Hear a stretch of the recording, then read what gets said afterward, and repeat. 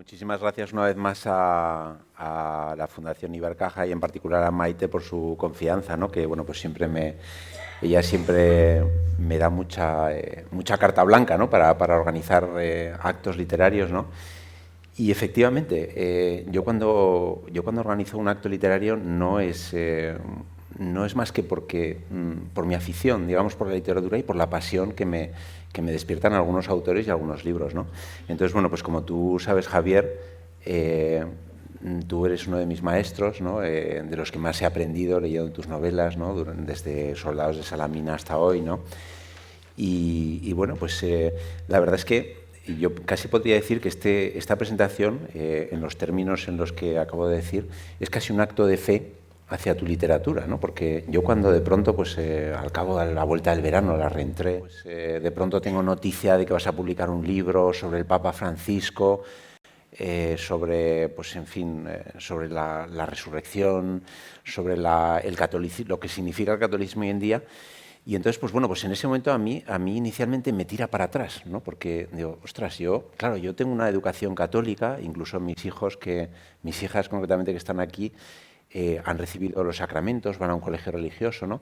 Pero el mensaje de la Iglesia ahora mismo no me llega, ¿no? Quizás si hay algún mensaje que me llegue es el de los jesuitas, que precisamente, porque yo además me eduqué en los jesuitas, y quizá ellos son, digamos, lo que más me transmiten, ¿no? de religión, ¿no? Pero realmente pues estoy muy alejado, ¿no? Y entonces, pues de pronto, claro, yo pienso, bueno, voy a leer un libro sobre el Papa, ¿no? Sobre la Iglesia, ¿no? Y de pronto hoy, bueno, pues cuando estaba pensando en cómo empezar esta presentación, de pronto me llega una notificación de Facebook que me dice que hace exactamente 10 años se publicó mi crítica de El punto ciego, que es este libro de aquí. Es un libro magnífico de un ensayo, ¿no? sobre cómo se escriben las novelas, ¿no? Entonces, ahí das una especie de teoría, ¿no? Por así decir, ¿no? Una teoría muy, digamos, muy, por llamarla de alguna manera, muy empírica, ¿no? Muy basada en tu propia experiencia, ¿no? Nada de teórica, ¿no? En la cual pues concibes la narrativa, o sea, tu narrativa como los escritores de novelas policíacas, ¿no? O sea, de alguna manera, pues tú partes de un enigma, de algo una pregunta, ¿no? Que no tiene por qué ser, por supuesto, un crimen, ¿no? Que tú también has escrito 3 novelas policíacas, ¿no? Simplemente un enigma, ¿no? Algo que te llama la atención, ¿no? Y entonces inicias una investigación y llegas a una conclusión, ¿no? Pero esa conclusión nunca es la resolución del crimen, es decir, nunca se sabe el culpable, ¿no? Porque la literatura, o por lo menos la literatura que tú practicas, no da respuestas, ¿no? Nos ayuda a conocer, nos ayuda a saber más de los temas, más sobre nosotros mismos, ¿no? Pero no nos da una certidumbre, ¿no? Acaba o empieza de alguna manera en un núcleo incomprensible que es un punto ciego, ¿no? Y ahí es donde nace el título del ensayo, ¿no? Entonces, concretamente por introducir ya la presentación, el inicio, ¿no? el inicio de este enigma, ¿no? De quién es el Papa Francisco y de qué significa hoy el catolicismo, parte de una llamada telefónica que recibes en tu móvil con un número oculto y que en principio ni siquiera la vas a coger, pero que casualmente la coges, ¿no?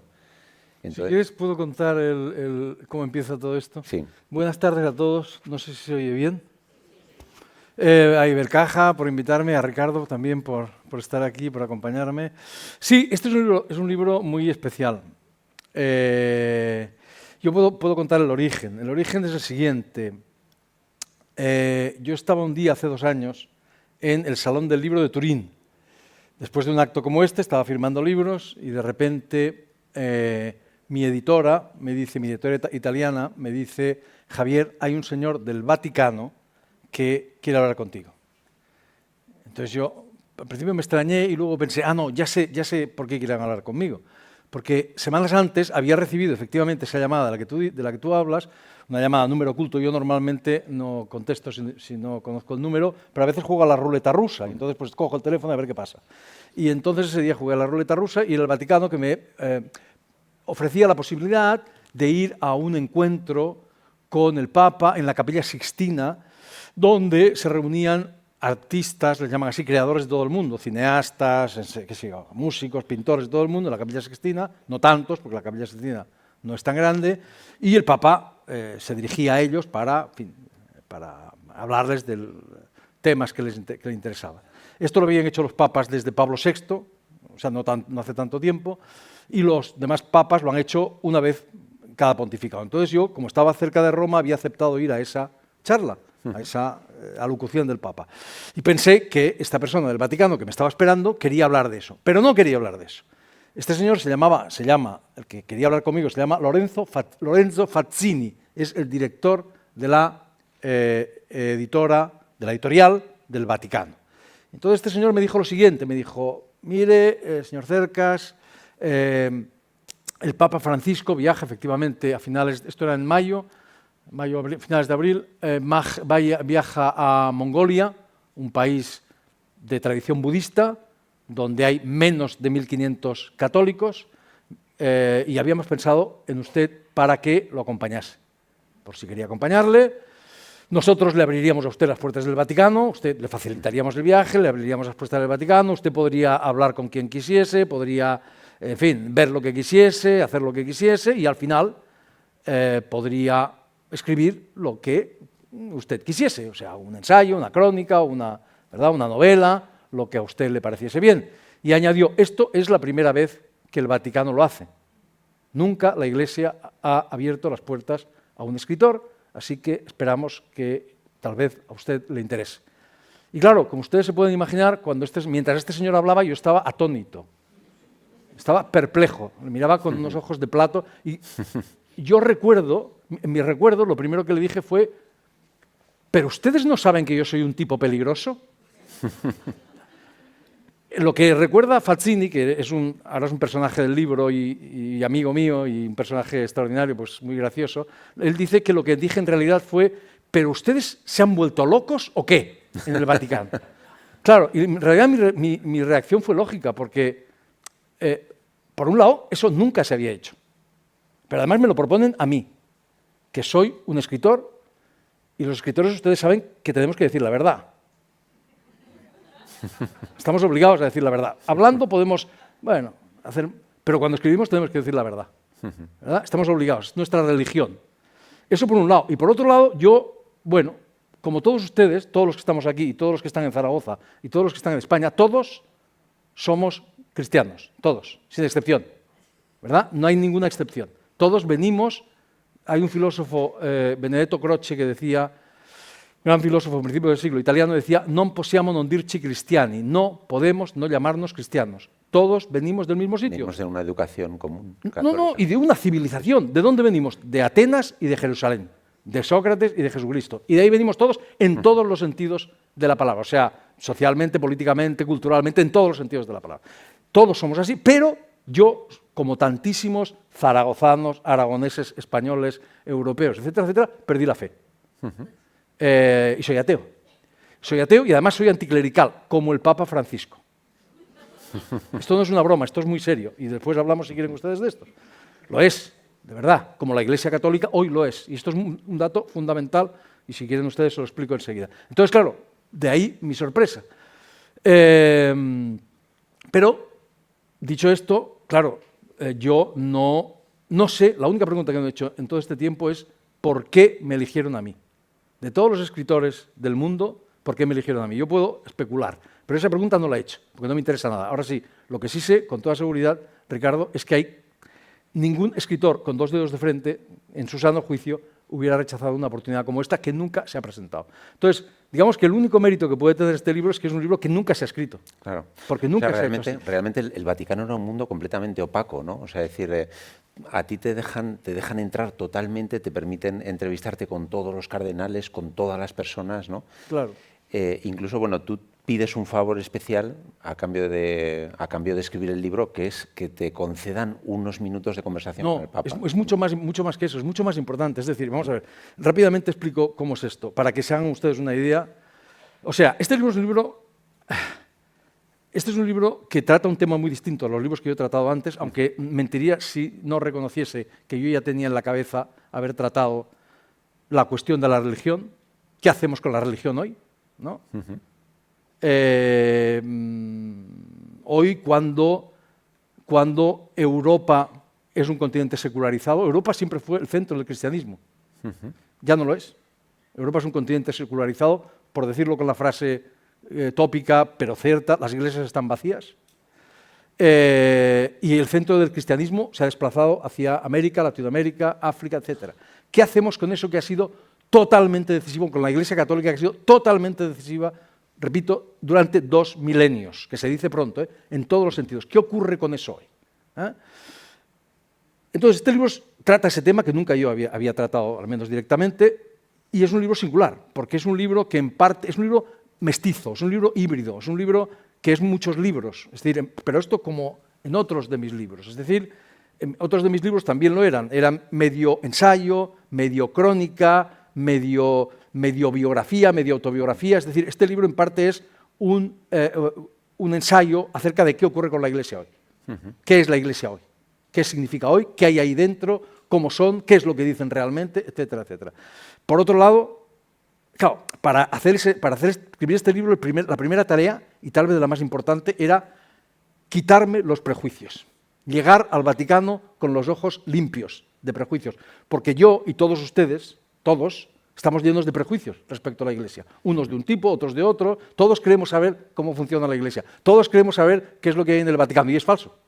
Totalmente falso. Y yo soy el primero. Yo me eduqué en un colegio de curas, en los maristas, toda la vida estuve ahí y estoy lleno de prejuicios, como todos los que estamos aquí. Entonces, mi tarea principal era quitarme todos esos prejuicios, borrar todos esos prejuicios, ir allí con los ojos limpios a ver qué es lo que realmente había, qué es lo que realmente hay. A escuchar, ¿verdad? A ver y luego a contar. Y eso ha sido lo más importante de todo. Y para mí, esto ya lo adelanto, todo ha sido sorprendente. Desde el primer día, es decir, desde el día en que me ofrecieron me hicieron esa oferta singular, estrambótica, extraordinaria, hasta el último día que cuento en el libro y cuando ocurre lo que yo, si fuera creyente, diría que es un milagro. Porque el libro acaba con un milagro. Con un milagro. Y esto no, si ustedes acaban el libro, verán que no estoy exagerando. Si yo fuera creyente, diría que es un milagro. Entonces, por una parte es un ensayo, por otra parte es una crónica, por otra parte también es un ensayo biográfico del Papa. ¿Quién es el Papa Bergoglio? ¿No? Eso está en el centro del libro. Y es un ensayo biográfico y una biografía poliédrica, en el sentido de que hay mucha gente que habla en el libro. Como tú has contado, el privilegio que he tenido inmenso es poder hablar con montones de gente de lo más variopinto, es decir, desde prefectos, el prefecto para la Congregación de la Doctrina de la Fe, el antiguo Santo Oficio, la antigua Inquisición, pues con este señor, con prefectos, con el prefecto de la Cultura, con el prefecto de la Comunicación, con cardenales, con el intelectual del Papa, con el mejor amigo del Papa, con la mujer más poderosa de la Iglesia, con misioneros, en fin, gente de todo tipo, y siempre con la Iglesia en el centro y siempre con el Papa en el centro. Y siempre con otro tema del que hablaré enseguida, en el centro también.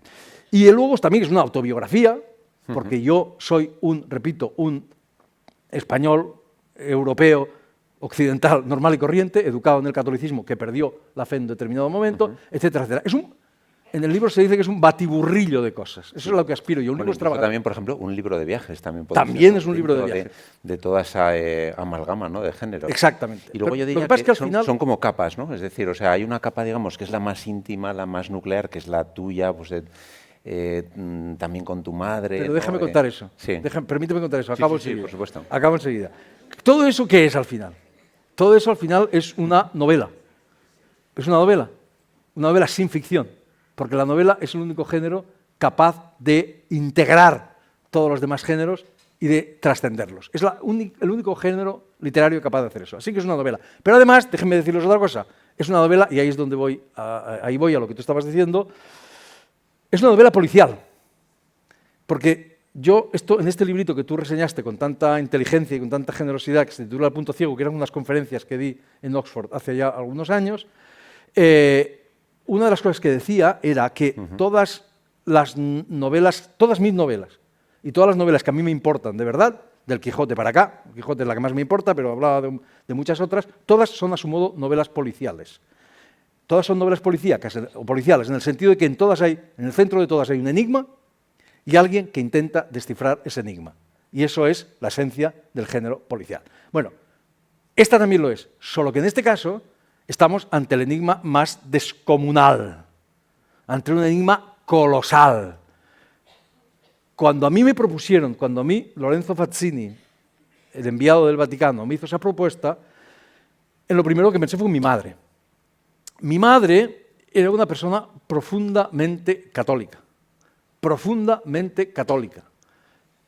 En algún momento del libro se dice, esto de hecho lo dije del Vaticano años antes, en presencia de un cardenal y un público así muy tal, dije que, y lo repito en el libro, comparada con la fe de mi madre, la fe del Papa Francisco es un tanto dubitativa. Esto es un sacrilegio, el cardenal se rió a carcajada limpia, los demás estaban un poco perplejos, bueno, da igual. No, hablo en serio, profundamente católica, como lo era mi padre y como lo era tanta gente en España de esa generación. Y cuando mi padre murió, hacía años, mi madre creía que iba a verle después de la muerte, como promete la religión católica. El cristianismo promete que veremos a los nuestros, que esta vida no es la única vida, sino que hay otra vida. Eso es el corazón del cristianismo. Y entonces yo supe cuál iba a ser el argumento de esta novela policial. Yo lo que quería, lo que de verdad quería, lo fundamental en esta novela, en este libro, es que yo iba a ir a buscar al Papa Francisco, yo, el loco sin Dios, iba a buscar al loco de Dios, puedo explicar las dos cosas, el loco sin Dios y el loco de Dios. Es una idea interesante. Ahora mismo lo explico. Iba a buscarlos, iba a buscar al Papa y le iba a preguntar si mi madre tenía razón, si mi madre iba a ver a mi padre después de la muerte. Y quería escuchar su respuesta, quería formularle la pregunta, quería escuchar su respuesta y quería llevarle de vuelta a mi madre la respuesta del Papa. Así que en el corazón de esta novela lo que está es el enigma central del cristianismo y, por lo tanto, el enigma o uno de los enigmas fundamentales de nuestra civilización, la resurrección de la carne y la vida eterna. Explico lo del título, porque lo del loco de Dios y lo del loco sin Dios, para acabar. Claro, el libro se titula El loco de Dios en el fin del mundo. El loco de Dios es, obviamente, ustedes saben que el Papa Francisco es el primer papa en muchas cosas. Es el primer papa jesuita, es el primer papa latinoamericano, también es el primer papa, asombrosamente, que se llama Francisco, obviamente como Francisco de Asís. Y Francisco de Asís se llamaba a sí mismo, San Francisco de Asís se llamaba a sí mismo el loco de Dios, il folle di Dio. De manera que el Papa Francisco es, por definición, el loco de Dios. Y el loco de Dios, el loco sin Dios, ¿quién es el loco sin Dios? El loco sin Dios soy yo y tantos otros como yo, que ya no tienen a Dios. Esto alude a un fragmento que muchos de ustedes conocerán o habrán oído hablar de él, de Nietzsche, del filósofo alemán de mediados del siglo XIX, ¿verdad? Uno de los grandes detractores del cristianismo y personaje de este libro, quiero decir que está muy presente en este libro. Es un fragmento de La Gaia Ciencia, del libro La Gaia Ciencia, que cuenta la historia muy brevemente de un loco que sale a la calle con un farol en pleno día y que va por los mercados, por las plazas, gritando: Dios ha muerto, y nosotros lo hemos matado. Y quienes no han leído ese fragmento, o quienes lo han olvidado, creen que el loco está feliz, está eufórico, porque hemos matado a Dios, finalmente.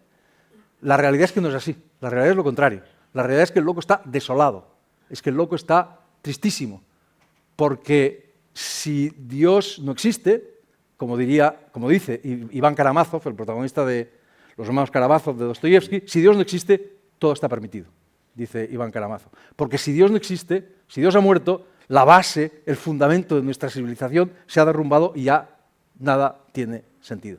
Entonces, el loco sin Dios es un poco una versión de mí mismo, esa versión de mí mismo que, sobre todo al final del libro, porque el personaje evoluciona al final del libro, siente el vacío de Dios, como lo siente el arte y la literatura y el cine y la música del siglo XX entera, ¿no? Hemos perdido a Dios, se ha caído la base de la civilización y ¿ahora qué hacemos?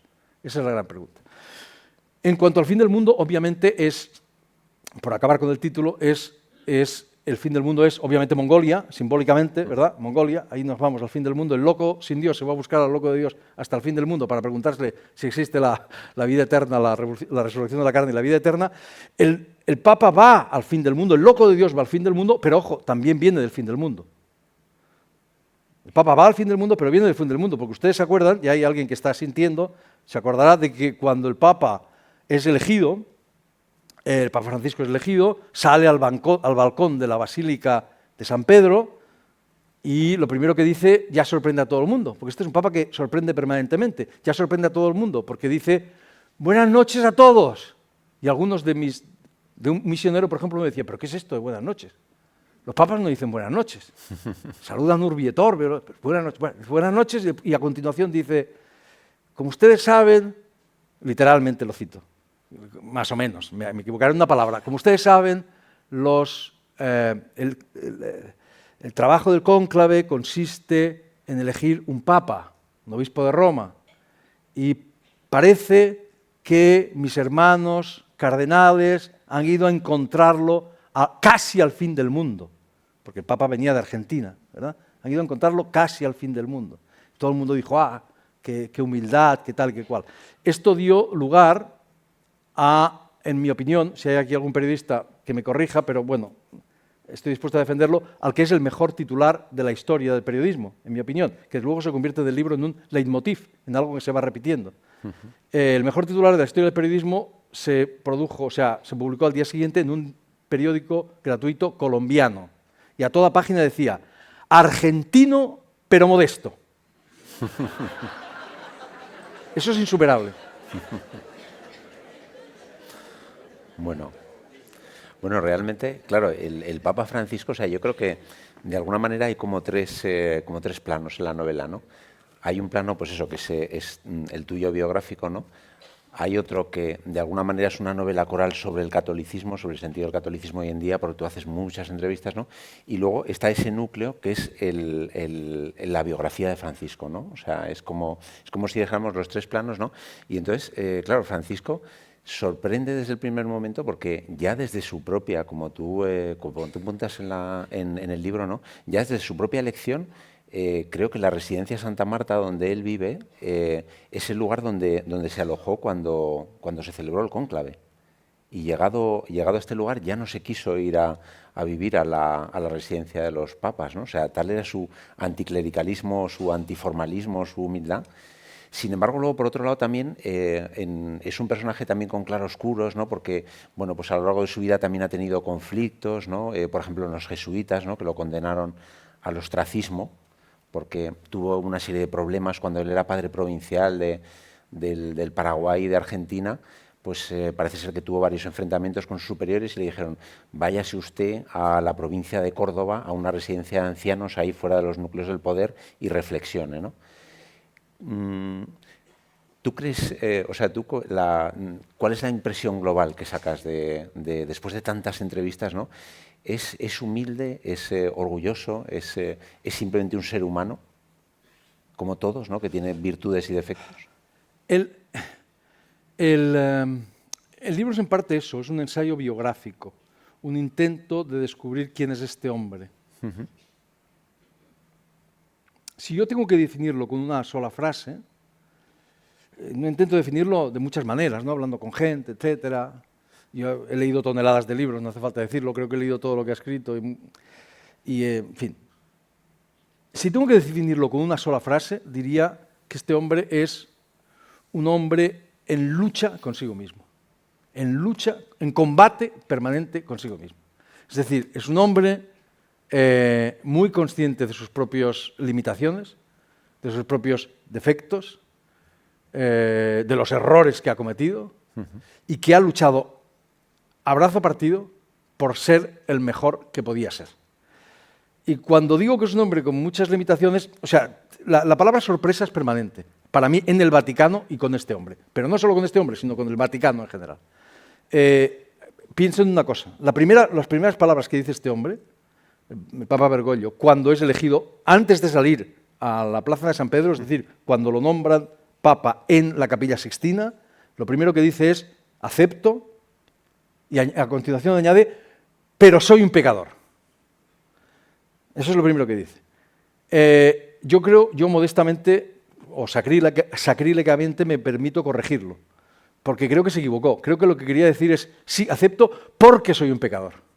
Porque la Iglesia es el lugar no es el lugar de los triunfadores, no es el lugar de los ricos, de los poderosos. La Iglesia real es el lugar de los perdedores, es el lugar de los pecadores, es el lugar de los pobres de solemnidad, de los que no tienen donde caerse muertos. Eso es la Iglesia de Cristo, de verdad. Cristo no elige a uno que le es fiel, elige a Pedro para construir es el primer papa. Y Pedro le traiciona 3 veces, es de récord, en un día, ¿eh? Es el pecador total, ¿verdad? Este hombre tiene una conciencia muy aguda, él diría, una conciencia de pecador, de ser un pecador, profunda. Lo primero que dice es eso, no solo es eso. La primera vez que yo lo escuché personalmente, aquel día en la Capilla Sixtina del que hablaba antes, cuando se dirigió a a creadores de todo el mundo, poco después de que me hicieran esta propuesta, este hombre en cada uno de sus discursos religiosos, no en los políticos, religiosos casi de cualquier tipo, excepto de los políticos, porque el Papa también, obviamente, es un jefe de Estado, en todos sus discursos acaba igual. Siempre acaba diciendo, les ruego que recen por mí. Y esto a los del Vaticano, estoy hablando de cardenales, estoy hablando de la gente de allí, no digamos los de fuera, les sorprendía muchísimo, porque decían, pero al principio ahora ya no les sorprende, porque llevan muchos años, ¿no? Más de 2013, 12 años, ¿no? Porque decían, claro, pero es el Papa el que reza por la gente, no la gente la que tiene que rezar por el Papa. ¿Y por qué es eso? En mi opinión, es porque este hombre es consciente de sus propios fallos, de sus propias flaquezas, del enorme peso que supone cargar con una cosa tan compleja como la Iglesia, que es universal, y está pidiendo ayuda a los fieles, para que, ¿verdad? Esto, en mi opinión, la palabra revolución aplicada a Bergoglio asusta a la gente. Bergoglio no ha cambiado nada, el Papa Bergoglio no ha cambiado nada en lo que se refiere al dogma, eso no ha cambiado absolutamente nada, contra lo que dicen algunos de sus detractores. Pero sí ha cambiado cosas fundamentales. Bergoglio lo que ha hecho es, lo que intenta, la gran revolución de este hombre, es en realidad la gran revolución que ya inició, o que teóricamente inició Vaticano II. Vaticano II es el gran concilio, ¿verdad? El último gran concilio, finales de los años 50, principios de los 60. Ahí se lanza la revolución que todavía está en marcha en la Iglesia y que Bergoglio se ha tomado muy en serio. Bergoglio es el primer hijo de Vaticano II. Los papas anteriores habían participado de algún modo en Vaticano II. Bergoglio es el hijo de Vaticano II, el primer papa hijo de Vaticano II. ¿Y en qué consiste básicamente la revolución? Es una revolución descomunal. Consiste, en lo esencial, en volver al cristianismo primitivo. En volver al cristianismo de Cristo. Cuando a Bergoglio le preguntan, oiga, ¿usted qué va a hacer? La primera entrevista que le hace un jesuita, que habla en mi libro, por cierto, el padre Spadaro, que es el intelectual del Papa, tipo muy listo. Le dice, bueno, ¿usted cuál es su plan para la Iglesia? No le conocían en Roma, era muy desconocido, venía a Buenos Aires. ¿Usted qué es lo que va a hacer? ¿Qué es lo que quiere hacer? Y Bergoglio le dice, yo lo que quiero es sacar a Cristo de la sacristía y ponerlo en medio de la calle. Eso es lo que yo quiero. ¿Y eso qué significa? Una revolución total. Porque volver al cristianismo primitivo es volver al cristianismo subversivo, radical. Cristo era un revolucionario, era un tipo peligroso. Lo crucificaron porque era un tipo, lo crucificaron que era el peor castigo porque era un tipo peligroso. Y el cristianismo es eso. El cristianismo es algo subversivo, peligroso. El cristianismo nunca está del lado del poder, si acaso es un contrapoder, nunca está del lado de los poderosos, de los ricos, sino que está del lado... Bergoglio en algún momento dice, si yo leyera determinados fragmentos del Evangelio en una homilía, me acusarían de ser un revolucionario aterrador, ¿verdad? Eso lo dice él, no lo digo yo. Entonces, ese volver al cristianismo primitivo, que no es solamente eso, que es también un cristianismo mucho más, ustedes disculpen las palabras, democrático. Esto podemos discutirlo. Un cristianismo que no es, permítanme que lo diga así, he hablado del Papa anticlerical, y algunos se habrán asustado, pero es que es verdad. ¿En qué sentido anticlerical? Lo explico rapidísimamente. Esto es uno de los centros del discurso de Bergoglio. Uno de los centros, lo que pasa es que no aflora a los medios de comunicación, porque los medios de comunicación, de eso también se habla en el libro, el discurso religioso de Bergoglio no lo recogen por muchos motivos. ¿Qué significa ser anticlerical? Estar contra el clericalismo. ¿Qué significa el clericalismo? Significa la idea de que el sacerdote está por encima de los fieles. Eso, dice Bergoglio, es letal. El sacerdote no puede estar por encima de los fieles. El sacerdote forma parte de los fieles. Hay una imagen brillante de este hombre. La imagen es la siguiente. Él dice, el sacerdote tiene que estar, el clero tiene que estar delante del rebaño para guiarlo, dentro, en el centro, porque forma parte de él, y detrás para recoger a los que no pueden seguir, para echar una mano a los que no pueden seguir, pero jamás por encima, ¿verdad? De ahí, dice él, esto lo llama el cáncer de la Iglesia, iba a decir, el cáncer. De ahí vienen gran parte de los males de la Iglesia actual. Dice, por ejemplo, por poner un ejemplo, el más sensacionalista y aparatoso, los abusos sexuales, pero real y abyecto y terrible, los abusos sexuales. Los abusos sexuales no son más que un abuso de poder. Si yo estoy arriba, abuso de mi poder. Ese es uno de los males centrales, según él. Pero hay otro, que es lo que se conoce como el constantinismo. Constantino era el emperador que en el año 310, si no recuerdo mal, une el imperio con el cristianismo. Es decir, el imperio romano se convierte en cristiano, ¿verdad? ¿Qué es el constantinismo? La unión de la Iglesia y el poder. El poder nunca puede estar, la Iglesia nunca puede estar con el poder. La Iglesia, en ese caso, tiene que ser un contrapoder, ¿verdad? O sea, esto que nosotros hemos vivido aquí en España, pero en España y en Europa, de la Iglesia con los poderosos, la Iglesia con, ¿verdad? En fin, en los pueblos, pues el cura con el alcalde y con el tal, ¿no? Con el boticario. Eso es el anti-Iglesia, según Bergoglio y según el cristianismo real, ¿no? Claro. Entonces, esto a mucha gente le puede parecer radical. Yo lo entiendo. Como le puede parecer radical a lo que tú mencionabas al principio. Bergoglio sorprende a todo el mundo al principio, a todo el mundo. Ahora ya menos. Pero una de las cosas que parece una bobada, pero no es una bobada, es que este hombre, cuando lo nombran papa, hace cosas disruptivas, porque el cristianismo es disruptivo. Jesucristo dijo, yo no he venido a traer paz sino espada, que era un hombre peligroso, que era un hombre que venía a revolucionarlo todo. Eso es el cristianismo de verdad. Luego las cosas cambian. Una cosa que parece anecdótica, los papas vivían en el Palacio Apostólico, que es un palacio extraordinario. Yo he estado en el Palacio Apostólico, ahora hay cosas allí, pero no tiene actividad porque el Papa no vive allí. Tradicionalmente vivían en el el Palacio Apostólico, solos, aislados, ¿verdad? En el piso de arriba. Bergoglio lo primero que dice es, no, yo no voy a vivir ahí, voy a vivir a una residencia de sacerdotes que se llama la Casa de Santa Marta, con otros sacerdotes. E incluso partidarios de Bergoglio, sacerdotes, cardenales, obispos le decían, oiga, no haga esto es una tradición de siempre y el pueblo cristiano necesita pasar por allí y ver la luz donde está el Papa y tal. Y él dijo, no, yo es que yo voy con la gente, o sea, donde están mis compañeros, donde están mis...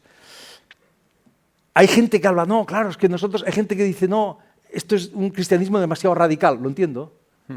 Un cristianismo demasiado...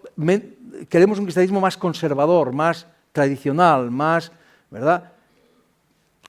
Perdona que hable, es que... No, tranquilos. A mí, los que me han impresionado de verdad, bueno, a mí me ha impresionado todo, como ves, porque podría tirarme aquí 6 horas hablando. Quienes me han impresionado de verdad, son los misioneros. Los misioneros son el prototipo del loco de Dios. El prototipo del loco de Dios. O sea, son gente que hacen cosas raras. Raras quiere decir raras. O sea, abandonar tu país, abandonar tu casa, abandonar tu familia, prescindir de lo que queremos todos, dinero, ambiciones, vida social, no sé qué, e irte al Quinto Pino, o sea, a Mongolia, 50 grados bajo cero. No, ni siquiera vas a convertir gente, porque el proselitismo está prohibido en la Iglesia de Francisco. Bueno, esto no en la Iglesia de Francisco, Benedicto ya, en la Iglesia está prohibido. Tú no puedes ir allí, vamos a convertir católicos, como se iba antes, a sangre y fuego, con la espada y tal. Eso se ha acabado. Esta gente va allí a echar una mano, porque los he visto yo. A echar una mano. A practicar el cristianismo. A ayudar a la gente. a ayudar a la gente, a los pobres, a los borrachos, a los hijos de los borrachos, de las putas. ¿Comprendes? A eso van. Para eso hay que estar un poco para allá. O sea, hay que tener la locura de Francisco. Hay que tener La situación de los católicos en Mongolia es parecida a esa de las primeras comunidades cristianas que vivían contra el Imperio Romano. Exacto. De alguna manera. O sea, no están tan perseguidos, ¿no? No se los comen los leones, pero casi, ¿no? Porque, claro, son 1.500 personas frente a 2 millones de budistas. Bueno, los misioneros son muchos menos.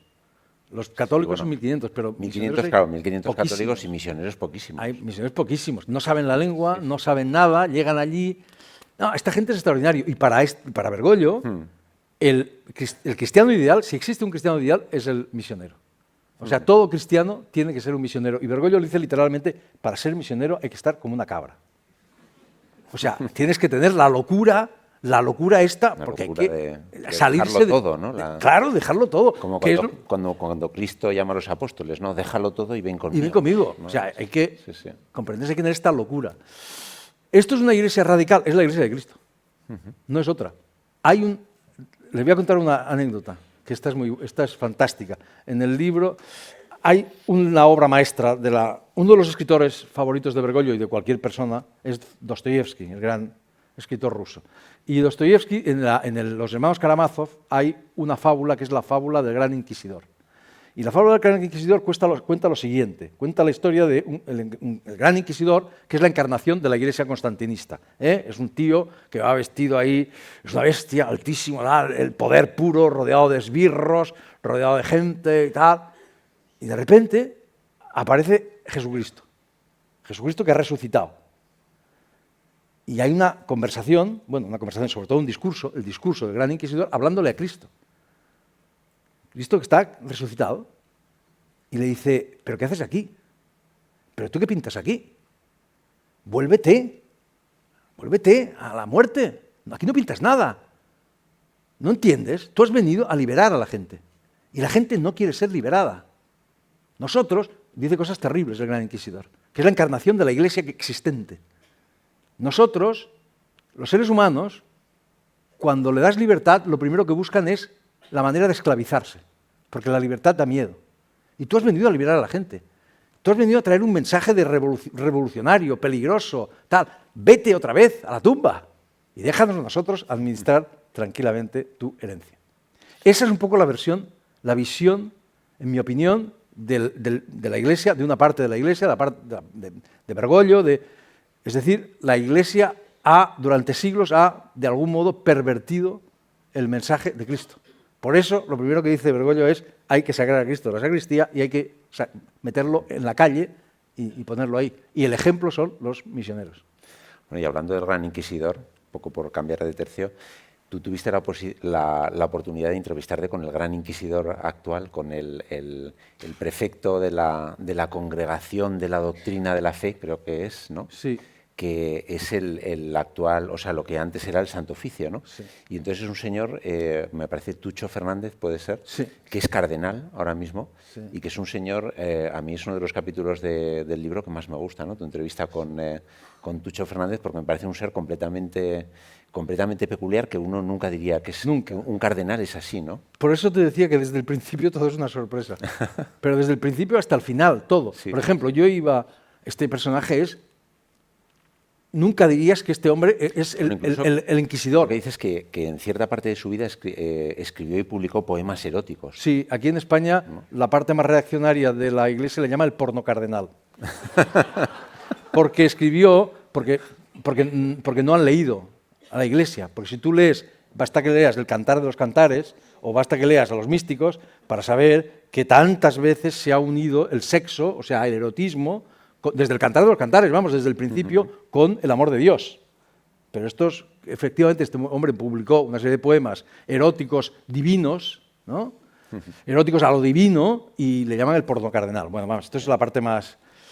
no, pero esto es una sorpresa permanente. Este hombre para mí es una sorpresa total, pero todo es, por ejemplo, por poner un ejemplo, yo llegué, claro, a encontrarte con un papa anticlerical, tú que vas de anticlerical, pues claro, te sorprende un poco, y seriamente, además.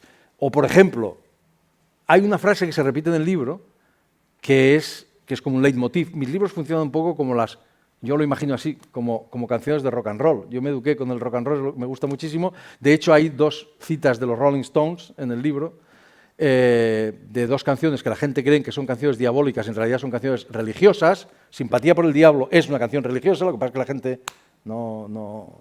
En fin, yo creo que no la interpreta bien. Vamos, no la interpreta bien, da igual. Claro, es que yo llego al Vaticano y tenía una de las frases que se repiten como un leitmotiv, es una frase de Cioran, del gran filósofo rumano que escribía en francés. Y Cioran dice, en algún momento, uno de esos aforismos, dice: toda religión es una cruzada contra el humor, contra el sentido del humor. Toda religión es una cruzada contra el sentido del humor. Claro, para mí esto es catastrófico. Para mí, personalmente, es catastrófico, porque la novela es un género esencialmente humorístico o, como mínimo, irónico. Así la inventó este señor que se llama Miguel de Cervantes, y así tiene que ser. Es decir, no hay novela sin sentido del humor, y el sentido del humor es lo más serio que existe. No hay nada más serio que el sentido del humor, en mi humilde opinión, y en la opinión de Cervantes. Desde luego, el libro más gracioso del mundo es el más serio del mundo, que es el Quijote. Bueno, por tanto, para mí eso es catastrófico, sencillamente, ¿verdad? Entonces, ¿qué me encuentro allí? Me encuentro en el Vaticano a un papa que hace una reivindicación radical del sentido del humor, pero radical de arriba abajo. Hay un momento, en una conversación con un personaje para mí entrañable, al que vi el otro día, que es Lucio Brunelli, el íntimo amigo del Papa en Roma. Al Papa ya le quedan pocos amigos, una persona muy mayor, amigos personales, quiero decir.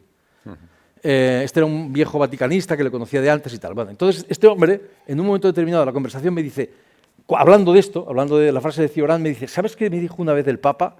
Y esto no lo había dicho, yo nunca lo había leído, por lo tanto, no lo había escrito. Se lo había dicho a él, yo creo haber leído todo lo que ha escrito el Papa. Y le dice: ¿sabes, Lucho, lo más próximo a la gracia cristiana, ¿verdad? La gracia que te da Dios, la gracia, ¿no? Lo más próximo es el sentido del humor, el senso del humorismo en italiano. Y yo le digo: ahí va, fantástico, porque en castellano, o sea, el Papa habla su primera lengua es el castellano, que es bilingüe, porque su abuela hablaba italiano, y el italiano no es casi su segunda lengua, pero su primera lengua es el castellano. Y en castellano todos sabemos que tener gracia es hacer reír, y que una persona graciosa es una persona que te hace reír, ¿verdad?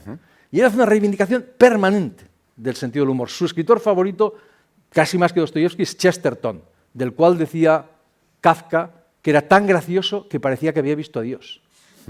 Es una preciosidad. Y Juan XXIII, el famoso, esto es algo, de nuevo, que no lo asociamos con la Iglesia, el sentido del humor.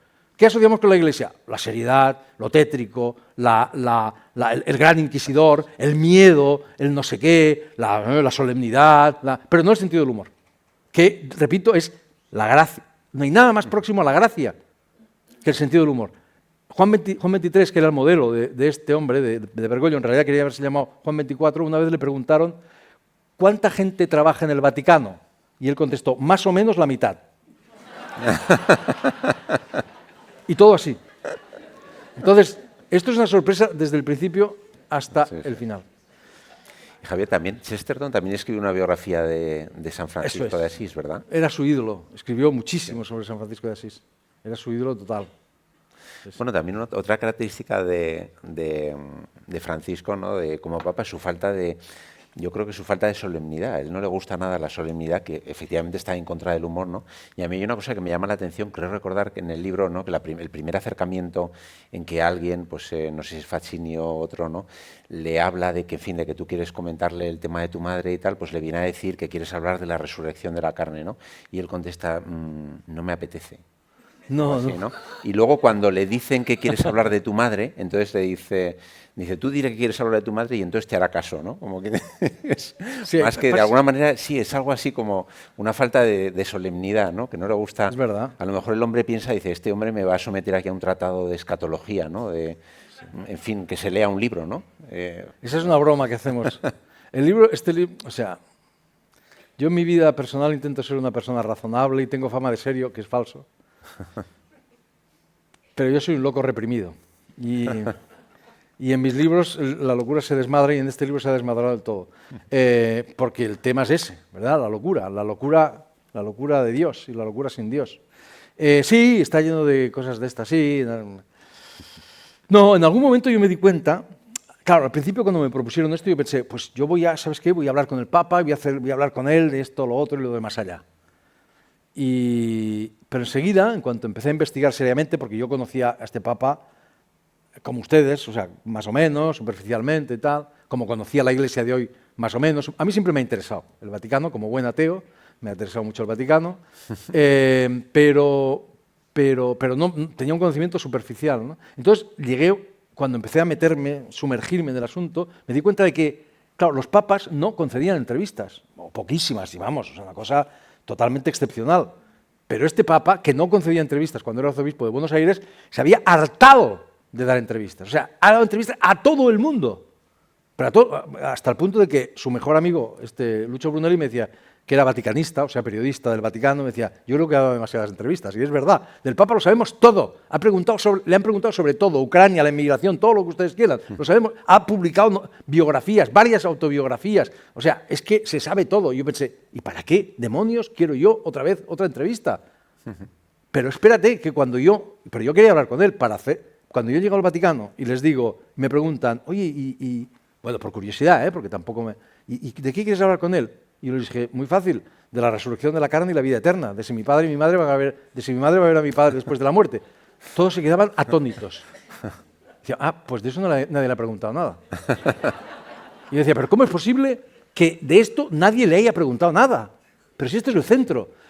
Hay una cosa importantísima, las preguntas más importantes son las que se hacen los niños. Esta es la pregunta que le haría a un niño. ¿Mi mamá va a ver a mi papá después de la muerte?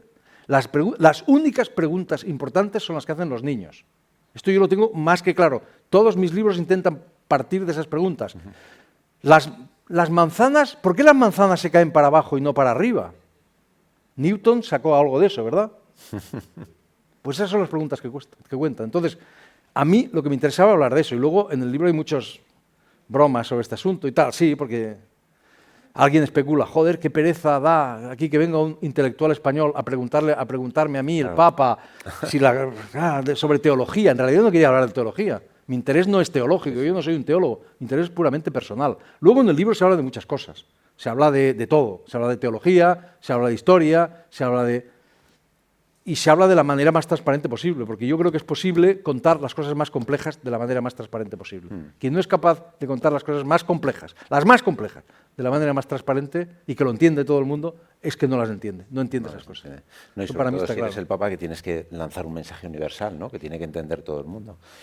Bueno, esto que has comentado, ¿no? de que él ha hablado absolutamente de todo, le ha llevado en muchas ocasiones incluso a meter la pata públicamente, haciendo comentarios que luego han sido malinterpretados, ¿no? Pero que él incluso ha pedido perdón. Por ejemplo, hablando pues, sobre la guerra de Ucrania, sobre el caso de Charlie Hebdo, ¿no?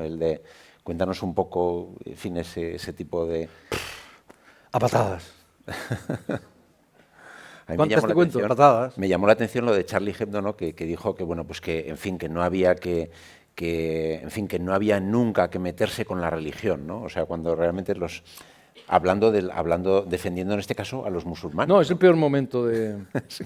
No es defendiendo a los musulmanes.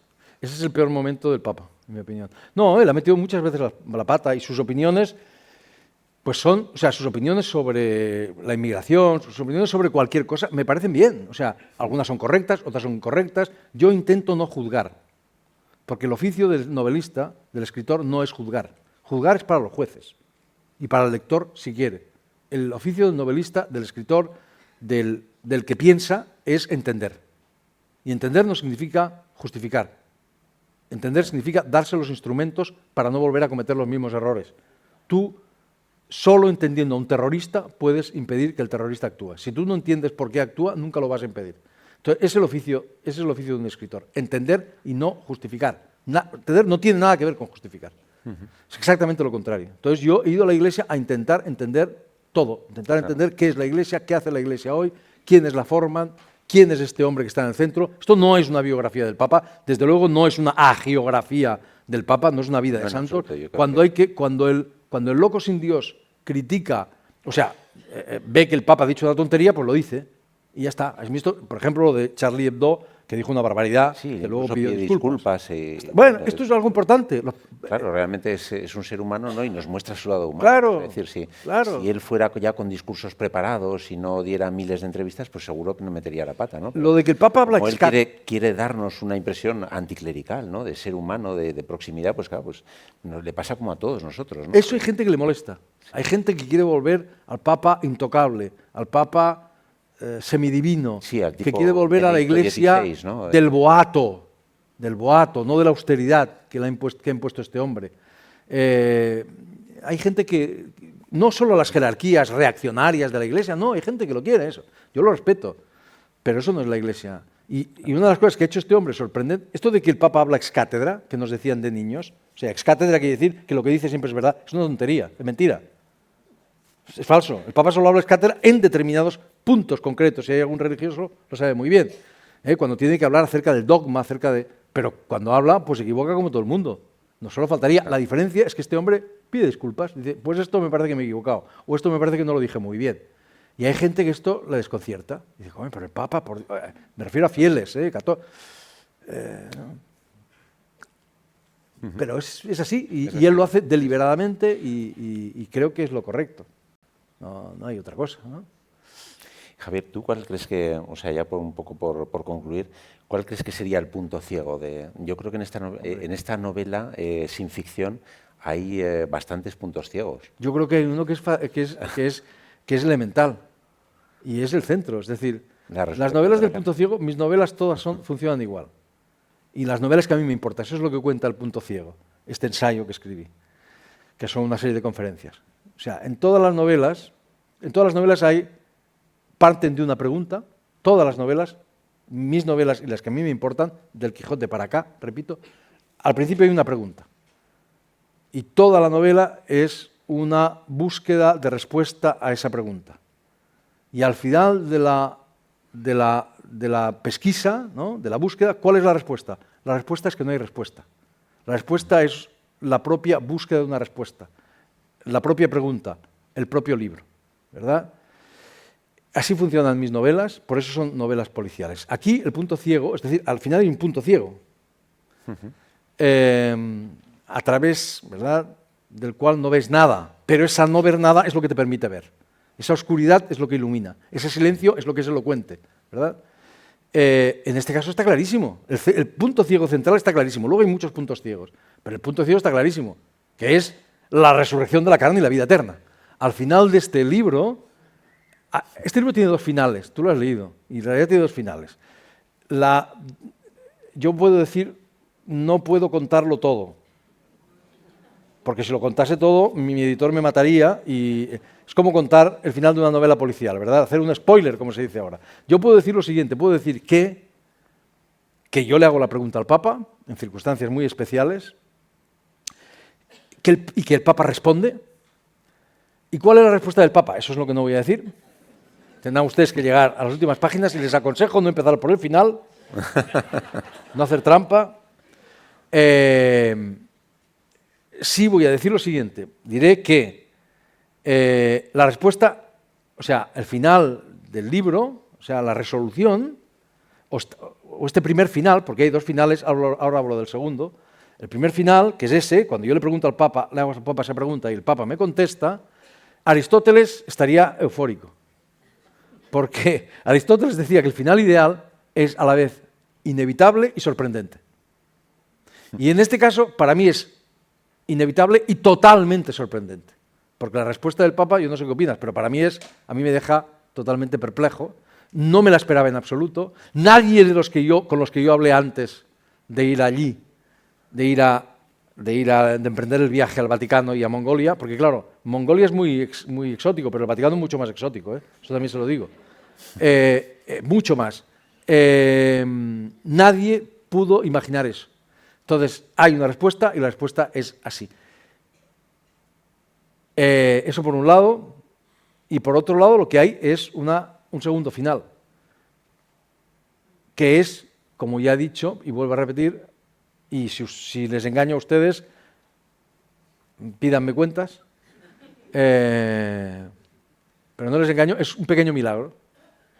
O sea, es algo que si yo que yo no podía imaginar y que si yo hubiese contado en una novela con ficción, o sea, una novela inventada, porque aquí no hay ficción, es una novela pero no hay ficción, todo lo que se cuenta es verdad. Si yo lo hubiese contado, si yo lo hubiese imaginado, si lo hubiese contado en una novela con ficción, la gente me hubiese dicho, anda ya, hombre, esto es imposible, todo puede ser. Bueno, pues ocurre, porque a veces la realidad es de una generosidad increíble. Si tú eres paciente con la realidad, a veces te entrega cosas asombrosas. Bueno, pues yo creo que, Javier, que con estas palabras yo desde luego invito a todos los presentes a leer el libro. A mí me ha parecido fascinante, como todos los de Javier, pero además especialmente, ¿no? Porque quizá pues por el tema tratado, por la amplitud, en fin, no sé, ¿no? Y bueno, pues agradecerte tu presencia, Javier, aquí en Zaragoza. Y bueno, pues os pido un aplauso a todos. Muchas gracias a todos.